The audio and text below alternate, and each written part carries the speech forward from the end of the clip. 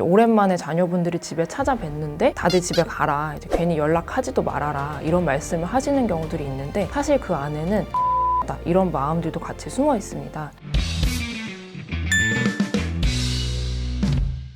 안녕하세요. 저는 정신건강의학과 전문의 김민정이라고 합니다. 저는 2년간 서울대병원에서 노인 정신건강의학에 대해서 세부 전공을 수료하였고, 현재는 DF 정신건강의학과에서 진료하고 있습니다.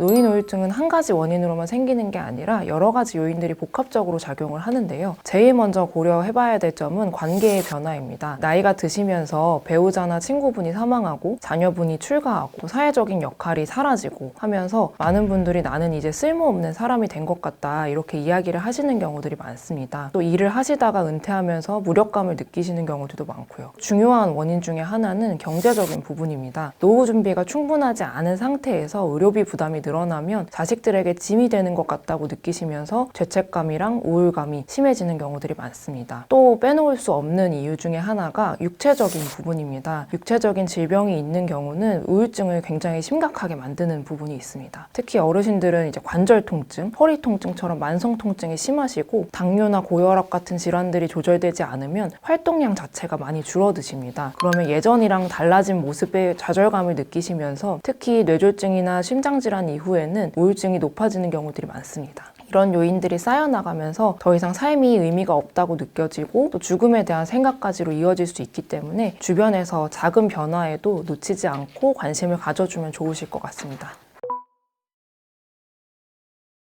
노인 우울증은 확실히 젊은 층에서의 우울증과는 다른 부분들이 있는데요. 저희가 흔히 생각하게 되면 우울증이라고 하면 슬프다, 우울하다 하면서 울기도 하고 표현도 분명하다고 알 수 있는데, 노인분들은 이런 표현들을 많이 안 하십니다. 오히려 어지럽다, 소화가 괜히 안 된다, 머리가 아프다 이렇게 얘기하시면서 내과나 정형외과, 신경과와 같이 다른 과들을 먼저 다녀오시는 경우들이 많은데요. 또 슬프다는 눈물 표현이나 감정 표현보다는 짜증을 내거나 화를 내시는 경우들도 많습니다. 오랜만에 자녀분들이 집에 찾아뵀는데 괜히 마음에도 없는 말로 다들 집에 가라, 이제 괜히 연락하지도 말아라 이런 말씀을 하시는 경우들이 있는데, 사실 그 안에는 외롭다, 더 왔었으면 좋겠다, 서운하다 이런 마음들도 같이 숨어 있습니다. 부모님 세대는 아무래도 감정 표현이 자유롭지 못한 문화였기 때문에 슬픔을 슬픔으로 표현하시기보다는 화나 짜증으로 표현하시는 경우들이 많습니다. 이 점을 꼭 알고 계셨으면 좋겠습니다. 하나 더 말씀드리면, 노인 우울증에서는 인지기능 저하가 동반되는 경우가 많이 있습니다. 그래서 아예 가성 치매라고 따로 부르는 이름까지도 있는데요. 우울증으로 인해서 집중력이랑 기억력이 떨어져서 마치 치매처럼 보이는 것입니다. 노인 우울증은 다른 연령대에 비해서 특히나 자살 위험이 굉장히 높습니다. 노인분들은 계획적이고 치명적인 방법을 선택하는 경우들이 많아서 실제 사망으로 이어지는 비율 역시 높기 때문에 굉장히 면밀하게 관찰하는 게 필요할 것 같습니다.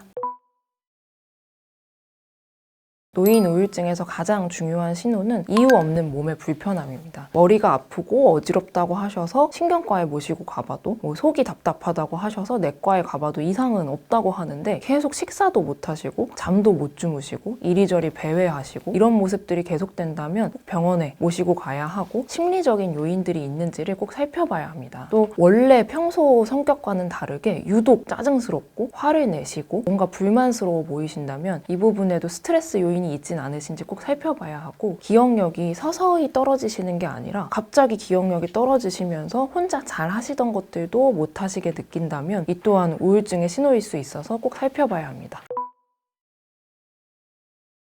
우리가 흔히 알고 있는 치매는 서서히 점차적으로 진행한다는 것이 특징적입니다. 하루아침에 갑자기 기억력이 뚝 떨어지거나 하는 게 아니기 때문에, 보통 이제 같이 오신 자녀분들께 언제부터 기억력이 떨어지셨는지 여쭤보면 한 3, 4년 정도 된 것 같다, 잘은 모르겠다 이렇게 대략적으로만 파악이 가능한 경우들이 많습니다. 그런데 우울증, 노인 우울증에서의 모습 중에 하나인 가성 치매는 비교적 좀 급격하게 나타납니다. 스트레스 상황이 있는 경우에는 그 시기를 특정하기가 좀 더 쉽습니다. 그래서 자녀분들도 엄마가 아버지 돌아가신 뒤부터이신 것 같다, 막내딸 출가하고 나서부터인 것 같다, 이렇게 좀 더 시기를 또렷하게 기억하시는 경우가 많습니다. 이 점이 진짜 치매랑 가성 치매를 구분하는 중요한 단서가 되고요. 또 저는 검사에 어떻게 임하시는지도 굉장히 좀 중요하게 보는 편입니다. 대체적으로 치매 환자분들께 기억력에 관련된 질문을 드리면 잘해보려고 되게 애쓰세요. 그래서 열심히 하시지만 기억력 검사 결과에서는 일관되게 좀 저하된 모습들이 나타나시고요.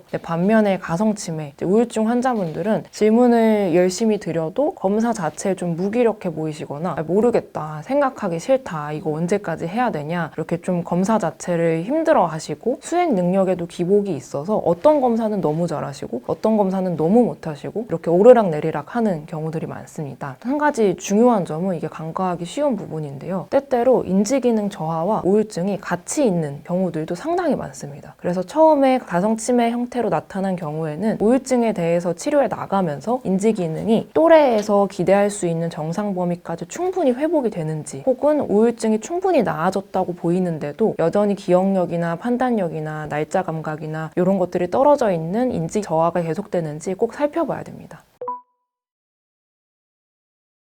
노인 우울증 치료는 크게 약물 치료랑 비약물 치료로 나눠져입니다. 약물 치료는 항우울제를 사용하는데 이제 노인분들 같은 경우에는 뭐 혈압, 당뇨, 고지혈증 이렇게 다른 내과 질환으로 이미 복용 중인 약이 워낙 많으셔서 약물 간의 상호작용을 주의 깊게 보면서 약을 시작해야 되는데요. 그래서 젊은 분들보다는 낮은 용량부터 시작해서 천천히 용량을 올려드립니다. 근데 효과가 나타나는 데는 2주에서 4주 정도 걸리기 때문에 초반에 이제 어르신들은 드시면서 아이고 뭐 먹느니 마느니 못한 것 같다, 이렇게 얘기를 많이 하시는데, 그래서 초반에 약을 드리면서 꼭 3, 4주 정도는 좀 기다려 주시도록 얘기를 드리는 편입니다. 이제 비약물 치료에는 정신치료, 인지행동치료, 생활습관 개선들이 있는데요. 이제 노인분들한테는 할 일이 있다는 것 자체가 치료 효과가 굉장히 큽니다. 그래서 치료 수능도를 높이는 데 있어서도 이런 부분들을 좀 고려를 해봐야 되는데요. 노인에서는 치료 수능도가 확실히 젊은 층보다는 낮은 경우들이 많습니다. 가장 큰 이유는 아무래도 아직 부모님 세대에서는 정신과는 좀 의지가 약한 사람들이 가는 곳이라고 편견이 많으신 경우들이 있습니다. 그래서 나는 마음이 약해서가 아니라 몸이 아픈 거야, 이렇게 얘기하시면서 다른 과들은 많이 방문을 하시는데 저희 과 오시는 건 조금 어려워하시는 경우들이 있습니다. 이때는 가족분들이 의지의 문제나 마음의 문제보다는 오히려 뇌의 문제로 설명을 드리는 게 도움이 굉장히 많이 됩니다. 엄마 아빠 뭐 스트레스를 받으면 뇌에 필요한 물질이 부족해진대요. 비타민이 부족하면 우리가 영양제 먹듯이 뇌에도 영양제가 필요해요. 이렇게 이야기를 해주시면 굉장히 설득이 잘 되시는 편입니다. 또 치료 효과를 빨리 느낄 수 있게 해드리는 것도 중요한데요. 약물 효과가 아까 말씀드렸던 것처럼 2, 3주, 늦으면 4주 정도 걸리기 때문에 일상에서도 작은 변화를 미리 만들어드리는 게 좋습니다. 예를 들어 가벼운 산책을 같이 하거나 좋아하시던 음식을 좀 다시 드셔보시도록 격려하거나 하는 것들이 도움이 됩니다. 또 이게 약간 저의 진료에서 중요하게 여기는 부분인데요. 나중에 다시 뵐게요 이렇게 하기보다는 아예 진료실 안에서 어머니, 아버님 언제가 편하세요? 하면서 구체적인 일정을 좀 잡아드리는 게 나중에 오실 확률이 훨씬 높아집니다. 그래서 저와의 약속으로 생각을 하시기 때문에 또 어르신들은 굉장히 약속을 잘 지켜주셔서 다음에 오시는 경우들이 많습니다.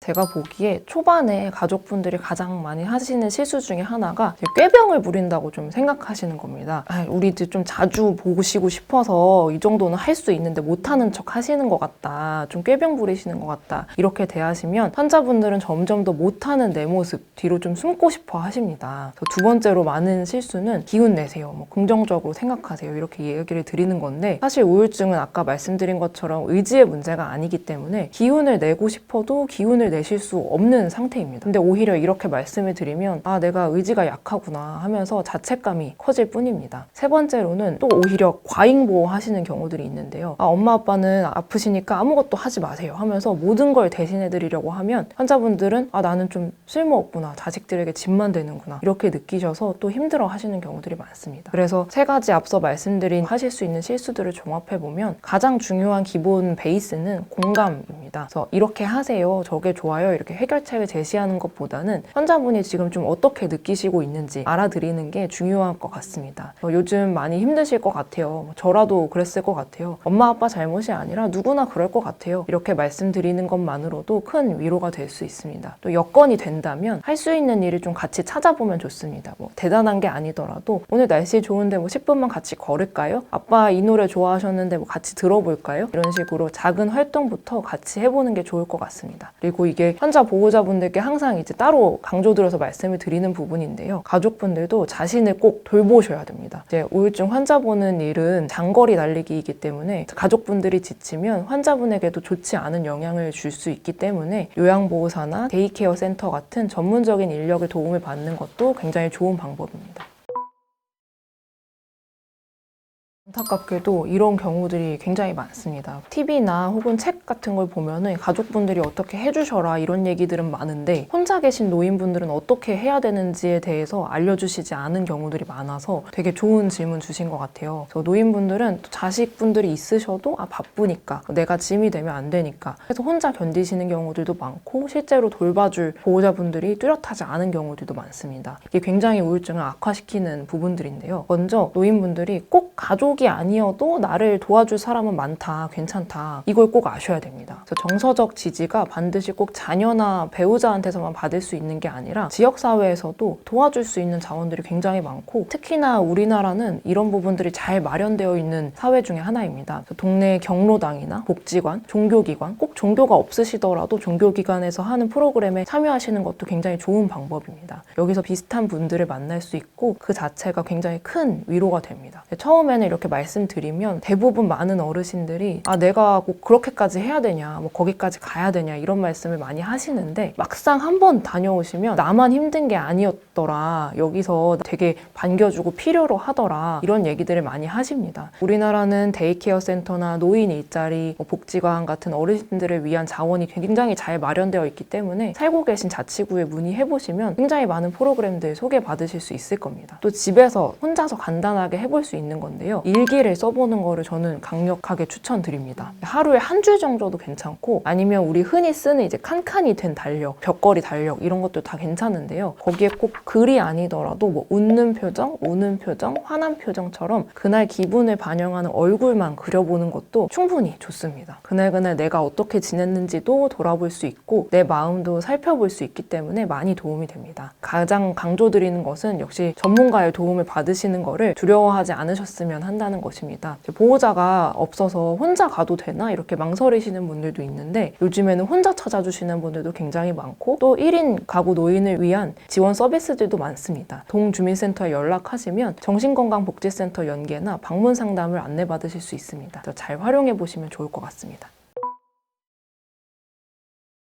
일단 노인층에서의 자살은 젊은 층에서와는 달리 충동적이기보다는 굉장히 계획적이신 경우가 많습니다. 그래서 또 다른 관점에서 보면 그 전에 알아차릴 수 있는 징후들이 또 분명하게 있기 때문에 주의만 기울인다면 충분히 방지를 할 수 있는데요. 첫 번째로는 정리를 하시기 시작합니다. 뭐 이거는 누구 줘야지 하시면서 아끼시던 물건을 되게 미련 없이 정리하시거나 총장을 정리하시거나 하는 모습을 보이면 위험 신호이기도 하고요. 두 번째로는 오랫동안 이제 우울해하시고 힘들어하시고 연락하셔서 이렇게 이런저런 불편함을 이야기하시다가 갑자기 연락도 안 하시면서 이제 괜찮다, 마음이 편해졌다 이렇게 이야기를 하시면 오히려 더 위험 신호일 수 있기 때문에 꼭 살펴봐야 됩니다. 마음이 정리된 것처럼 보일 때 이 부분을 꼭 고려를 해봐야 된다는 거 알아주시면 좋을 것 같습니다. 세 번째로는 죽음에 대해서 직접적으로 언급을 하는 경우들이 있습니다. 이제 나는 뭐 죽어도 여한이 없을 것 같다, 이제는 만날 일 없을 거다, 내가 가면 너희가 더 편할 거다 이런 말씀들이 결코 이제 노년층에서 입버릇처럼 하시는 말씀이 아니라 실제로 죽음에 대해서 생각을 깊게 하고 계시는 경우들이 있기 때문에 절대 가볍게 넘기시면 안 됩니다. 네 번째로는 갑자기 이제 병원에 안 가시겠다고 하면서 치료도 거부하시고 평소에 자주 만나시던 뭐 동네 분들이나 친구분들과의 만남도 끊으시려 한다면 이것 또한 신호가 될 수 있고요. 특히나 주의해서 봐야 될 점이 신체 질환이 갑자기 악화됐다고 진단받으시는 경우, 뭐 암이나 중증 질환을 진단받으신 경우, 통증이 최근에 기존 약으로도 좀 조절이 조절이 안 된다고 느끼시는 경우에 이제는 버티기가 좀 어려운 것 같다 느끼셔서 계획을 세우시는 경우들이 좀 있습니다. 또 가장 분명한 징후로는 자살 수단에 대한 관심이 늘어나셔서 약을 안 드시고 모아두신다거나 농약을 사신다거나 자주 갑자기 높은 곳에 올라가신다거나 이런 모습이 보이면 즉각적으로 좀 개입이 필요합니다. 이때는 절대로 혼자 두지 마시고 정신건강의학과에 방문하셔서 진료 받으시고 하시는 것이 좋을 것 같습니다. 설마 우리 부모님은 아닐 거야 라고 생각하시는 경우들이 많은데 이런 순간들이 가장 위험하기 때문에 꼭 옆에서 살펴봐 주시면 좋을 것 같습니다.